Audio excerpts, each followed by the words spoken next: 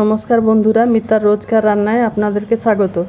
আজকে আমি একটা ভাজা ছেঁচকির রেসিপি নিয়ে এসেছি, যেটা কি সকালে রুটি পরোটার সঙ্গে জলখাবারেও হবে, বা রাত্রিরে ডিনারেতে যে রুটি আমরা খাই তার সঙ্গেও এই ছেঁচকিটা খেতে ভালো লাগে।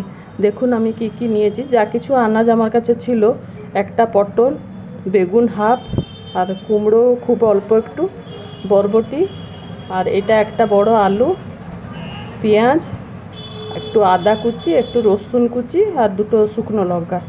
এবারে চলুন আমি করে দেখাচ্ছি।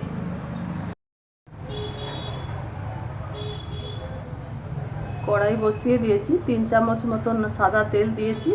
আপনারা চাইলে এটা সর্ষের তেলেও করতে পারেন, সর্ষের তেলে তো ভালো হয়। আমার কড়াইতে সাদা তেল ছিল, তাই এইতেই করে দিচ্ছি। একটু 5 ফোড়ন হাফ চামচ দিলাম,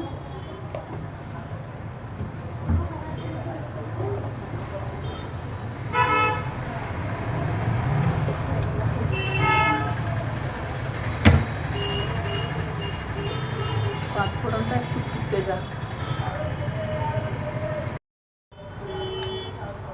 5 ফোড়নটা ফুটে গেছে, দুটো শুকনো লঙ্কা আর এই আদা কুচিটা আগে দিয়ে দিলাম।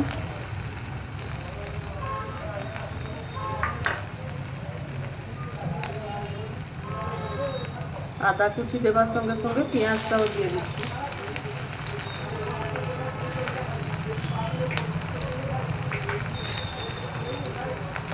আর রসুন কুচিটাও দিয়ে দিলাম। এটা একটু লাল লাল করে ভাজা পর্যন্ত ভেজে নিই। এবারে ওই একটা পটলকে আগে দিয়ে দিচ্ছি।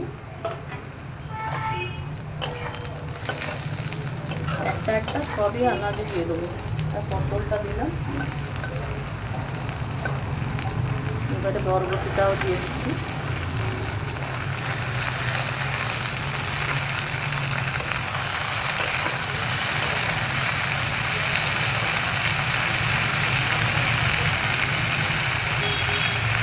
একটা বড় আলু ছোটো ছোটো কুচিয়েছিলাম, ওটাকে দিয়ে দিচ্ছি।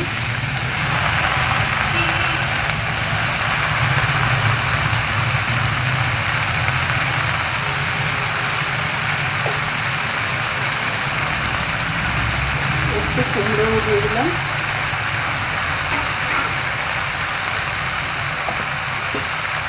এবারে আনাজের পরিমাণ দেখে অল্প নুন দিয়ে দিচ্ছি।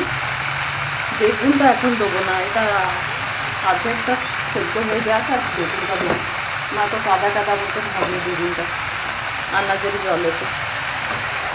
আর একটু হলুদ দেবো, একটু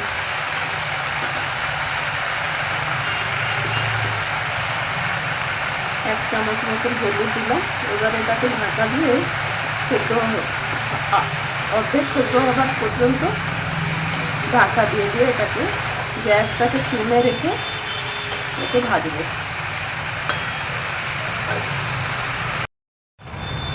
এবারে বেগুনটা দিয়ে দিলাম। বেগুনটা দিয়ে দিয়ে আবার একে গ্যাসটাকে সিমে রেখে আর একটু সেদ্ধ হবার পর্যন্ত ঢাকা দিয়ে দিয়ে ভাজাটা হবে।